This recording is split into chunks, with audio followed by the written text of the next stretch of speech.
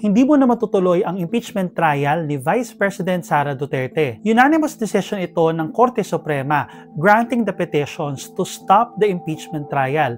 Ang rason ng Korte Suprema, 1-year bar rule at due process. 97-page ang decision pero pahiram ng ilang minuto at himayin natin ang detalye ng mabilisan. Sabi ng Supreme Court, hindi raw valid ang impeachment case laban kay Vice President Sara Duterte. Ang next chance na mag-file ulit ng complaint ay next year pa, February 6, 2026. May 2 points ang desisyon. Una, yung 1-year bar rule. Under Article 11, Section 3.5 ay bawal magkaroon ng impeachment proceedings against an impeachable official more than once in a year. Ito yung main argument ni VP Sara Duterte dahil merong 4 na impeachment complaint ang isinampa laban sa kanya. Yung 3 na file ng December 2024 pero wala pong nangyari sa mga yon. Inupuan kasi ng House. Na-impeach si Vice President Sara Duterte via the 4th impeachment complaint.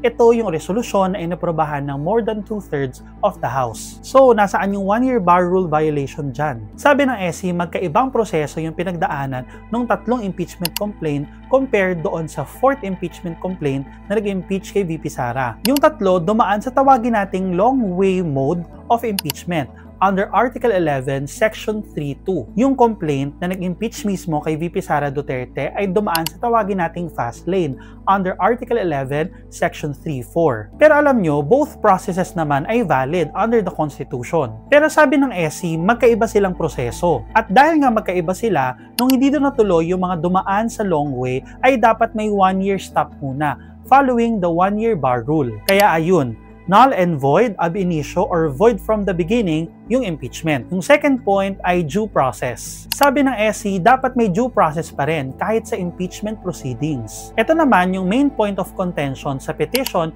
ni na Attorney Israelito Torion, lawyer ni Apollo Kibuloy, doon sa kanilang SC petition against the impeachment. Impeachment kasi is generally understood as a political process, a class of its own, sui generis. Pero bakit biglang may powers ang judiciary? Some constitutional experts would say that impeachment issues are political questions belonging to the Senate. Pero sabi ng Supreme Court sa desisyon na isinulat ni Senior Associate Justice Marvic Leonen, all legal issues arising from impeachment proceedings should be subjected to judicial review. Kasi raw, ang right to due process ay nasa Bill of Rights. Kaya nga rin nagbigay ng specific na listahan ng Supreme Court kung paano daw ma-ensure ang due process sa impeachment proceedings. So it boils down to this question, ano nang mangyayari ngayon? E di, walang mangyayaring impeachment trial against Vice President Sara Duterte at least for this year. Kung gugustuhin ng House na may impeachment ulit against VP Sara Duterte ay nasa sa kanila na yon,